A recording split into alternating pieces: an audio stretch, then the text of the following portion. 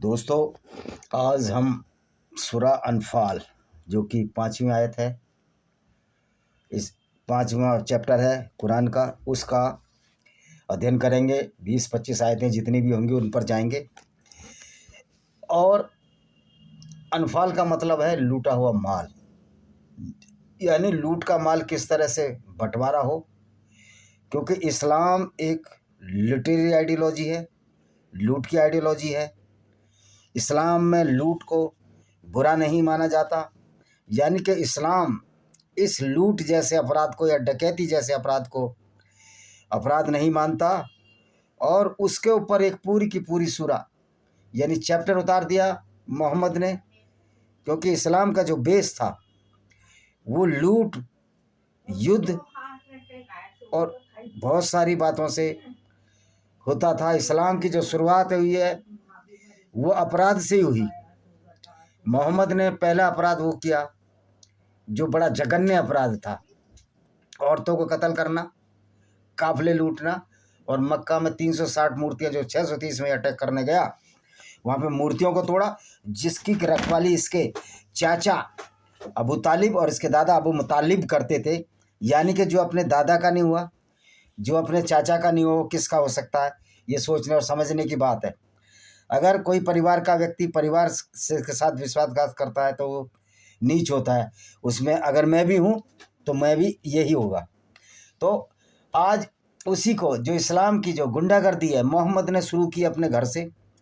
अपने ही चचेरे भाई अबू सुफियान को लूटने की कोशिश की इसने, और जिसके फलस्वरूप जंग बदर हुई थी, पहली बदर, जिसमें 313 मुसलमान थे, 1000 यहूदी लड़ रहे थे। और उसमें आश्चर्यजनक रूप से मुसलमान जीत गए थे तीरों की वर्षा की वजह से। तो मोहम्मद ने लोगों को बेवकूफ़ बना दिया कि 313 मुसलमान नहीं थे, 3000 फरिश्ते भी अल्लाह ने भेजे थे। यानी झूठ और फ्रॉड मोहम्मद में कूट कूट कर भरा था। लेकिन जब मोहम्मद का दांत उहूद की लड़ाई में तोड़ा तो इसने अल्लाह को नहीं पुकारा, क्योंकि उसको भी मालूम था अल्लाह नहीं है। अपनी बेटी फातिमा और अपने दामाद अली इब्न तालिब, जो कि इसके चाचा का लड़का भी था, यानी इसका भाई भी था, इसका दामाद था, उसको पुकारा। तो ये है इनकी मॉरल वैल्यू रिश्तों की। तो ये मदीना में आयत उतरी। मदीना वो जहाँ मोहम्मद ने पूरी गुंडागर्दी की, तलवार हाथ में ली और इस्लाम फैला। क्योंकि जब ये मक्का में था 10 साल में सिर्फ 83 लोग, मैक्सिमम 83 या 86 लोग बन पाए थे। लेकिन जब इसने तलवार ली, लूटने लगा, तो लोगों को लूट कर और ज़बरदस्ती तलवार के डर से इस्लाम फैलाने लगा। जो मौलाना कहते हैं इस्लाम तलवार के डर से नहीं फैला, तो भाई लूट क्या बिना तलवार के डर से हो जाएगी? आप किसी को ऐसे ही लूट सकते हैं, जब तक आप पर ताकत नहीं आप नहीं लूट सकते। अगर आप उससे कमज़ोर हैं तो आप उसको लूट ही नहीं सकते। तो इस्लाम एक फुल गुंडागर्दी है, तलवार के दम पर निर्बलों और कमज़ोरों और असहायों के प्रति। तो इसमें 75 आयतें हैं। आज हम 25 आयतें पढ़ेंगे बस। सूरा 9 और पारा 10 में है। ये सूरा 9 है, तो हम चलो आज इसको 9 ही करते हैं। ये जो है 8वीं वो है, चैप्टर है। तो हमने 4 किया था, 5वां फिर कभी कर लेंगे। तो सूरा का नाम पहले शब्द अनफाल से लिया गया है। अनफाल का ये मतलब है लूट में जीता हुआ माल, जो मोहम्मद लूट करता था। तो अब ये कहता है कि शुरू करते हैं अल्लाह के नाम से, जो बड़ा नियामत और रहम वाला है। ये अल्लाह मोहम्मद के लिए रहमत वाला होगा, मुसलमानों के लिए दया वाला होगा। वस्तु तो ये अल्लाह बड़ा क्रूर और अत्याचारी है। इसी अल्लाह के नाम से तो मोहम्मद ने लूटपाट की और एक झूठा अल्लाह तैयार किया। वो मेरे थंबनेल में है, आप देख लेना। 1 नंबर आयत पढ़ते हैं इसकी। हे नबी, आपके सभी साथी युद्ध में प्राप्त धन के विषय में प्रश्न कर रहे हैं। तुम कह दो युद्ध में प्राप्त धन अल्लाह और रसूल के वास्ते है। तो अल्लाह से डरो और आपस के संबंधों को ठीक रखो। फिर अगर तुम सच्चे ईमानदार हो तो अल्लाह की और उसके रसूल की आज्ञाकारी। अब होता क्या था कि मोहम्मद जो काफिले लूटता था, तो इसमें बहुत सारा हिस्सा ले लिया करता था, और फिर इसलिए अल्लाह के नाम से डराता था। ये आयत जब भी उतरी है कि अगर तुमसे युद्ध के विषय में कहते हैं कि हमें ज़्यादा हिस्सा दो, लुटेरे तो थे सारे, ज़्यादा हिस्सा लूट में सबको चाहिए, तो ये बोलता था अल्लाह का रसूल के वास्ते। यानी कि गोया कि अल्लाह और रसूल दोनों धन के लालची हैं और लुटेरे हैं। और मोहम्मद कहता था ये दुनिया कुछ नहीं है, अगली दुनिया में सब कुछ मिलेगा। मुसलमानों को बेवकूफ़ बनाता था और खुद लूट का सारा माल रख देता था। उसके बाद फिर ये तय हुआ कि मेहनत हम करते हैं और मोहम्मद सारा हिस्सा रख लेता। फिर ये तय हुआ 20% अकेला ये रखेगा। तो ये रसूल था जो लुटेरा रसूल था। सच्चे ईमानदार तो बस वही लोग हैं जब उनके सामने अल्लाह का जिक्र किया जाता है तो उनके दिल हिल जाते हैं। अब दिल नहीं हिलते भाई, दिमाग हिलता है। दिल तो सोचता ही नहीं है, दिमाग से जो तरंगे जाती हैं उससे दिल हिलता है। और जब उनके सामने उनकी आयतें पढ़ी जाती हैं उनको ज़्यादा कर देती है।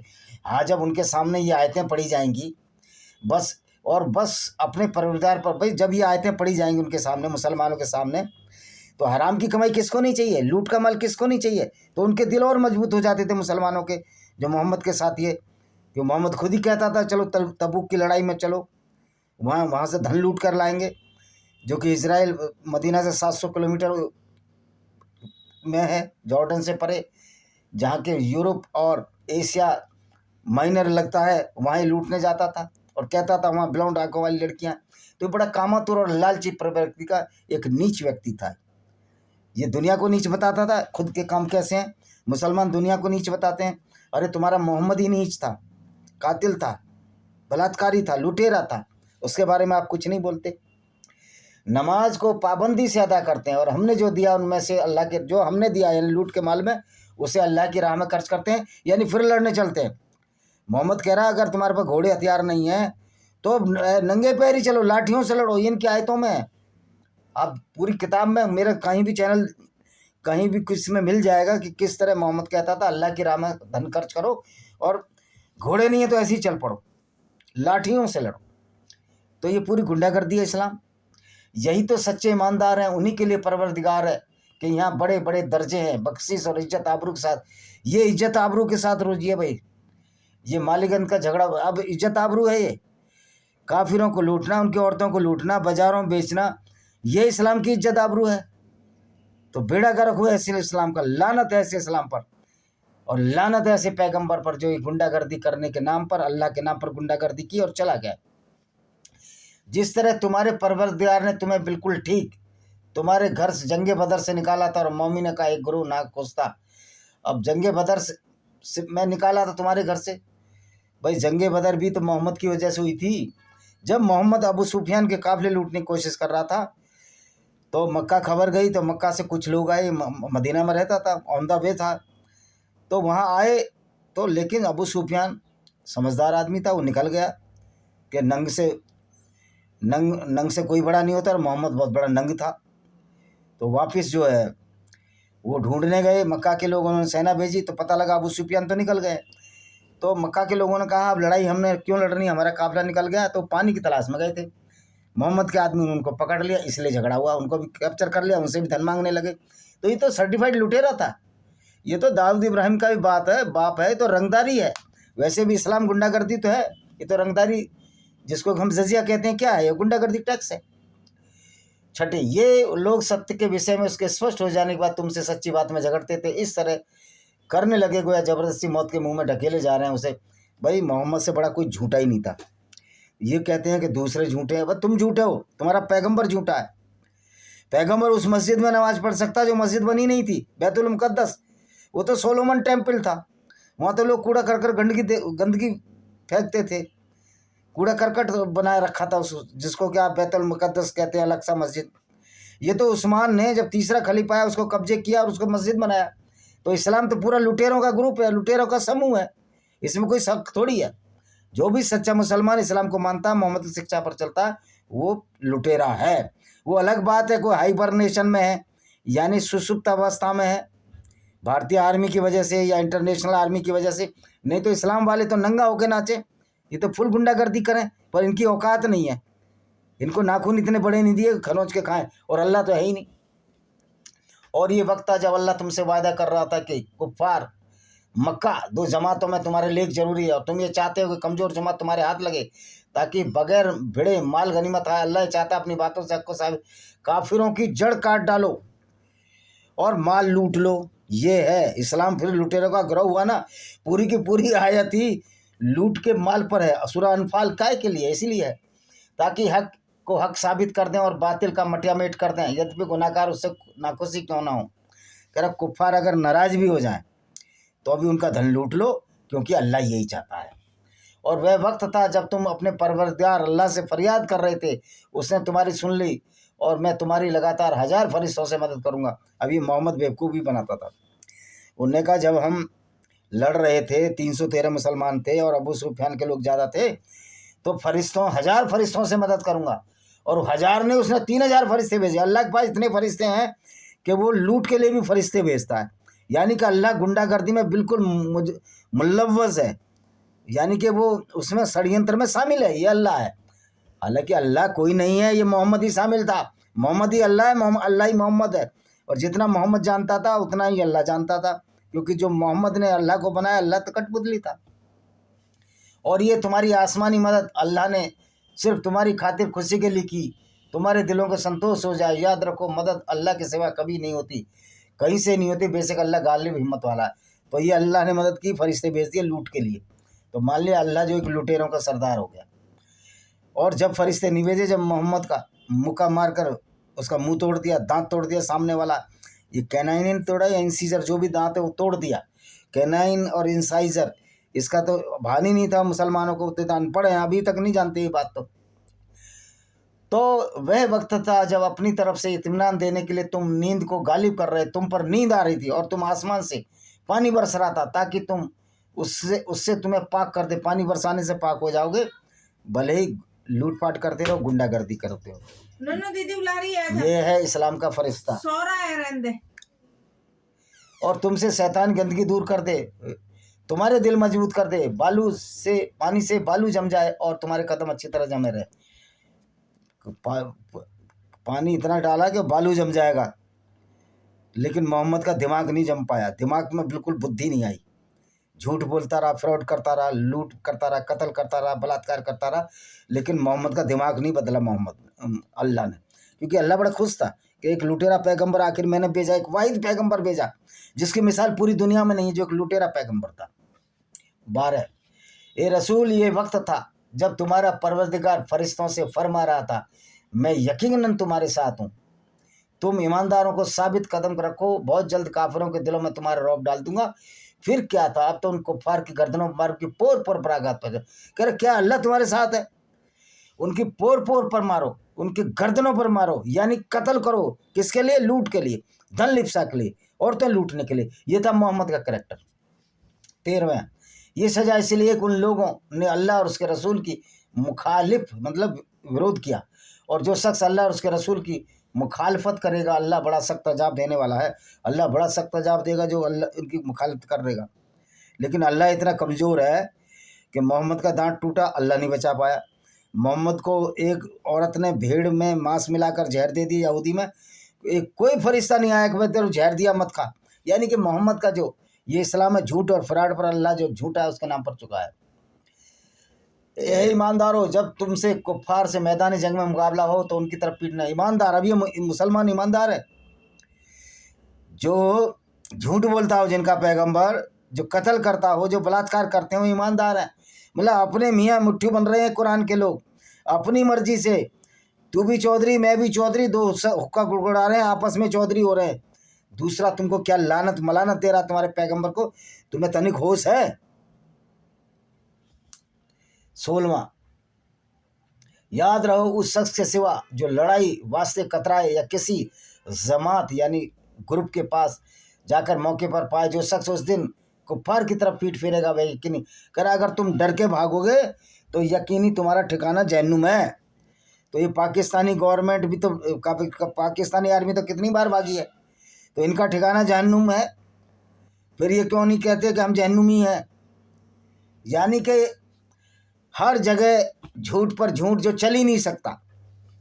और मुसलमानों उन कुफ्फारों को कुछ तुमने तो कत्ल किया नहीं, बल्कि उनको तो अल्लाह ने कत्ल किया। इसलिए मुसलमान अपराधी हो रहे हैं कि ये अल्लाह ही कत्ल करता है सबको, कुफ्फार कत्ल को, गैर मुस्लिमों को। मैं कहता हूँ अल्लाह मेरे सामने आ जाए, उसका गर्दन उड़ा दूँ मैं, क्योंकि अल्लाह है ही नहीं। आज के ज़माने में पैगंबर होता, कब तक गोली से, भारतीय सरकार की गोली से ख़त्म हो गया होता। इस तरह का लुटेरा पैगंबर, इस तरह की सुन्नत, और तुम उसको अपना पैरोकार मानते हो। ए रसूल, जब तुमने तीर मारा तो तुमने कुछ नहीं मारा, अल्लाह ने तीर मारा। तो फिर अल्लाह ने, जब अल्लाह ही सब कुछ कर रहा है, तो अगर आतंकवादी मारे जा रहे हैं तो अल्लाह ही मरवा रहा है ना। फिर क्यों खुजली हो रही है तुमको? वन वे ट्रैफिक क्यों चला रहे हो? कि मीठा मीठा गप गप और कड़वा कड़वा थू थू। क्यों? तुम्हारे पास कोई अल्लाह वल्लाह नहीं है। तुम्हारा पैगंबर एक लुटेरा था, उसकी कोई इज्जत नहीं है। इसलिए तुमको भी 72 उन्हों के पास भेजा जाएगा जो इस्लामिक आतंकवाद फैलाएंगे, और इस्लाम तो खुद में आतंकवाद है। बेशक अल्लाह सबकी सुनता है, सब कुछ जानता है, अल्लाह सब कुछ जानता है, पर अल्लाह ये नहीं जानता कि धरती घूम रही नहीं है, धरती घूम रही है और सूरज उसके चारों तरफ नहीं घूम रहा। अल्लाह कहता है कि धरती स्थिर है और सूरज उसके चारों तरफ घूम रहा है, जबकि साइंस ने सिद्ध कर दिया कि अल्लाह पागल है, मूर्ख है। यह तो हुआ, यह जान लो अल्लाह इनकार करने वालों की चाल को कम। अल्लाह की कोई औकात ही नहीं है, अल्लाह है ही नहीं। अल्लाह मोहम्मद ने पैदा किया, कुछ नहीं कर सकता, किसी का कुछ नहीं उखाड़ सकता। 19वां, काफिर अगर तुम ये चाहते हो और जो हक पर हो उसकी फतेह, मुसलमानों की फतेह तुम्हारे सामने मौजूद हुई, अब क्या गुरूर बाकी है? जब हार गए तो मोहम्मद ने आयत उतार दी, अब क्या गुरूर बाकी है? तो तुम हार गए। लेकिन ऊद की लड़ाई में तो मोहम्मद हारा। तुर्की की जो ऑटोमन सेना है, खैलीपट की सेनाओं ने हमारे हिंदुओं की सेना जो जोधपुर से भेजी थी, पूरा खैलीपैट का हेपा की लड़ाई में अंत कर दिया। सारागढ़ी की लड़ाई ने मार मार भुरकस बना दिया सिखों ने तुम्हारा। इजराइल तुम्हारा मार मार कर भुरकस बना रहा है। तो गुरूर तो है हमारे पास। हर गैर मुस्लिम के पास गुरूर है कि उनका पैगंबर लुटेरा, बलात्कारी, हत्यारा नहीं है। ये हमारे को गुरूर है। हम बेशक मनुस्मृति को ना माने, क्योंकि ब्रह्मा के मुख से ब्राह्मण पैदा हो रहा है, छत्री भुजाओं से पैदा हो रहा है, इस मूर्खता को नहीं मानते हम।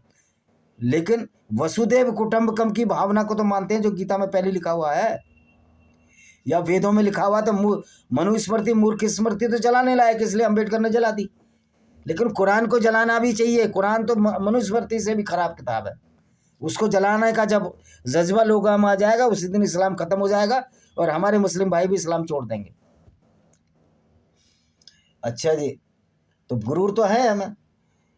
तुम्हारे वास्ते बेहतर अगर तुम कहीं पलट पड़े, याद रहे हम भी पलट पड़ेंगे। कह रहा अगर तुम पलट पड़े हमें लड़े, हम भी दुबा तबाह कर देंगे। तो तुम्हारी औकात ही नहीं है, इस्लामिक उम्मा की कोई औकात ही नहीं किसी को तबाह करे। वरना तो इनका अल्लाह तो बहुत चाहता है, लेकिन अल्लाह तो लंगड़ा लूला है, उसके तो हाथ पैर ही नहीं है, उसका तो शरीर ही नहीं है। मोहम्मद गया मर, मोहम्मद की आइडियोलॉजी छोड़ने वाला आज 6 करोड़ लोगों ने इस्लाम छोड़ दिया है पूरी दुनिया में। 6 करोड़ नहीं, ज़्यादा, 2 करोड़ तो पाकिस्तान में छोड़ चुके हैं।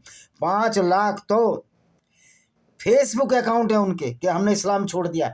कोई भी गैरतमंद आदमी इसे नहीं चाहेगा कि उसका पैगंबर लुटेरा और बलात्कारी। 20वीं बात, हे ईमानदार और अल्लाह उससे रसूल के आगेकारी रहो, उससे मुंह न मोड़ो। जब तुम समझ रहे हो उससे मुंह मत मोड़ो, आगेकारी रहो, क्योंकि मोहम्मद को उसको फ़ायदा था। अगर मुसलमान आगेकारी नहीं रहते अल्लाह के, तो मोहम्मद कैसे काफिले लूटता, कैसे औरतों को बाजारों में बेचता, कैसे धन लिप्सा काम लिप्सा की पूर्ति करता। 21वीं आयत, तथा उनके समान न हो जाओ जिन्होंने कहा कि हमने सुन लिया, जबकि वास्तव में सुनते नहीं थे। भाई सुनना चाहिए ही नहीं, मूर्खता वाली बात को कौन सुनेगा इस्लाम की को। 22वां, इसमें शक नहीं, जमीन पर चलने वाले तमाम हैवानात से बदतर अल्लाह के नज़दीक वह बहरे गूंगे को। अब देखिए, जो कुछ नहीं समझते, यानी कि जो गैर मुस्लिम है सबसे नज़दीक बहरे और गूंगे हैं, बदतर हैं। मैं कहता हूँ तुम्हारा अल्लाह बदतर है, जो कि मोहम्मद ने बनाया। अल्लाह तो बेचारा यूं ही गालियाँ खा रहा है, अल्लाह तो है ही नहीं। जिब्रील फरिश्ता ही नहीं है, वो तो यहूदियों का फरिश्ता था, वो गैब्रियल था, वो यूं ही गाली खा रहा है। गाली पड़े तो मोहम्मद को पढ़नी चाहिए। इसलिए कहते हैं ना, गुस्ताखी रसूल की सजा संतर से जुदा सुन। अरे तुम्हारा रसूल तो इतना निम्न कोटि का निम्न व्यक्ति है कि उसको अगर आज गधे पर काला मुंह करके भी इस वक्त मोहम्मद जैसे व्यक्ति को आज क्या करोगे आप? जो बलात्कारियों जो काफिलों को लूटेगा, गधे पर पुलिस उसका जलूस निकाल देगी। और फिर तुम अपने मोहम्मद के कैरेक्टर देखो। हम तो मोहम्मद साहब की कोई बुराई नहीं कर रहे, तो तुम्हारा मोहम्मद के कैरेक्टर ही ऐसा है कि हर व्यक्ति उससे नफरत कर रहा है। अगर मुसलमान नफरत नहीं कर रहे तो इसलिए नहीं कर रहे, तो ब्रेन वॉश हो चुके हैं और मौलाना झूठ बोलते हैं, पैगंबर की सच्चाई बताते नहीं हैं। 23वां, और अल्लाह उसमें नेकी यानी अच्छाई की बू देखता है, तो ज़रूर उसमें सुनने की काबिलियत अदा करता।